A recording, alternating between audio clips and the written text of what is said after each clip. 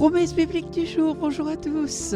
Retrouvons la troisième partie et dernière partie de Marie, mère de Jésus et disciple de Jésus. Dans la première partie, nous avons vu Marie humble et soumise. Dans la deuxième partie, Marie perplexe et Marie reprise. Poursuivons aujourd'hui Marie reprise et Marie disciple.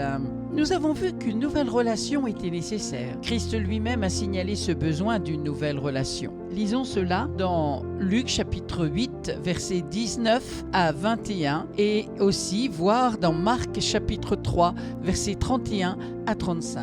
La mère et les frères de Jésus vinrent le trouver, mais ils ne purent l'aborder à cause de la foule. On lui dit « Ta mère et tes frères sont dehors et ils désirent te voir. » Mais il répondit « Ma mère et mes frères, ce sont ceux qui écoutent la parole de Dieu et qui la mettent en pratique. » Christ annonce clairement que sa mère et ses frères ne devaient plus le voir comme simplement de la famille de chair, mais se considérer serviteurs vis-à-vis d'un maître humain vis-à-vis de Dieu, dans une nouvelle relation familiale spirituelle qui considère Christ pour qui il est réellement le Seigneur, le Sauveur, le Fils de Dieu et le Roi des rois. Ceux qui ont une vraie relation familiale avec Jésus sont ceux qui prennent la parole de Dieu comme la chose la plus importante, ceux qui la lisent chez eux, qui vont à une église qui prêche fidèlement la parole de Dieu et qui font plus que l'écouter, mais qui la mettent en pratique aussi. Pourquoi est-ce si important? C'est ce qui fait connaître notre état de pécheur. Et c'est ce qui régénère ceux qui répondent à son appel à la repentance envers Dieu et à la foi en Jésus-Christ le Seigneur. Vous pouvez lire cela dans Actes chapitre 20 verset 21 et aussi dans 1 Pierre 1 23 25, 1 Thessaloniciens 2 13 et Éphésiens 1 13. Il est impossible d'être sauvé sans qu'on entende sa parole, spécifiquement l'Évangile. Jean chapitre 5 verset 24. En vérité, je vous le dis, ceux qui écoutent ma parole et qui croient à celui qui m'a envoyé à la vie éternelle et ne vient point en jugement, mais il est passé de la mort à la vie. Voyons maintenant Marie, disciple.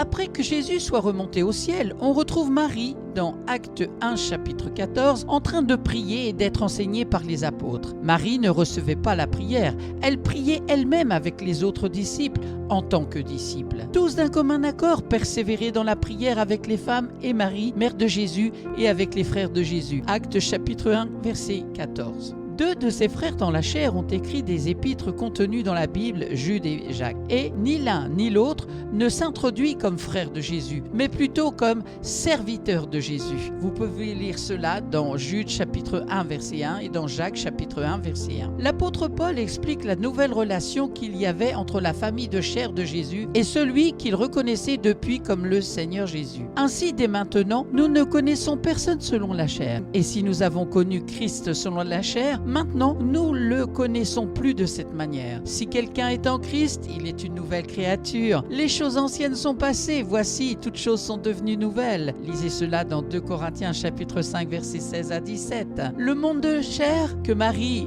avait en tant que mère physique avec celui qu'elle a mis au monde n'était pas ce qui comptait. C'était plutôt la relation spirituelle, être né de nouveau, croire en Christ en tant que le sauveur de son âme, être adopté dans la famille de Dieu, être réconcilié à Dieu par Christ. Voilà ce qui comptait pour elle. C'est ce qui compte aussi pour vous et pour moi. Nous aurions beau être la mère de Jésus, nous aurions beau être un de ses frères, nous pourrions être parentés, cousins, une tante, un oncle, même la grand-mère de Jésus, à moins qu'on soit né de nouveau en se repentant humblement devant lui et en lui mettant notre foi, ça ne vaudrait rien. Si donc la parenté physique de Jésus de Nazareth devait comprendre leur besoin absolu de s'humilier devant Dieu et avoir Jésus comme maître et sauveur, combien plus nous qui n'avons aucun lien de parenté physique avec Jésus-Christ. Y a-t-il d'autres qui diraient, suivant l'exemple de Marie, je connais bien des choses de Jésus, mais je réalise que ce n'est pas assez. Je veux Jésus comme mon sauveur personnel. Je veux que le cas de mon âme et de mon éternité soit réglé aujourd'hui sur la terre. Après, ce sera trop tard. Je veux être né de nouveau,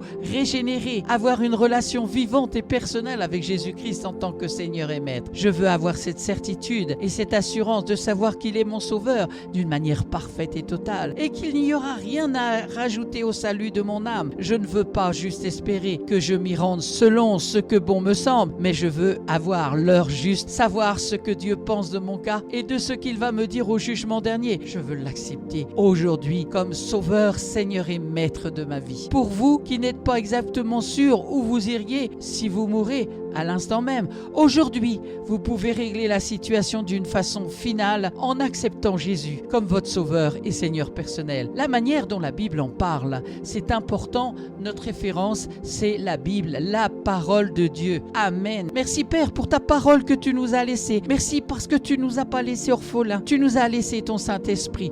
Que ton Saint-Esprit agisse dans chaque cœur, dans chaque âme qui ont écouté ta parole et tu leur donnes la révélation de ta parole. Amen. À toi soit toute la gloire, Père, dans le nom de Jésus. Amen. Merci à vous d'avoir pris du temps pour écouter Promesse biblique du jour. C'était la 3e partie de cette série de Marie, mère de Jésus et disciple de Jésus. C'est important de bien comprendre la vie de Marie. Qui était-elle? Selon la Bible, bien sûr. C'est notre référence. Je vous souhaite bon courage pour la suite. Bonne méditation. Je vous donne rendez-vous à très bientôt.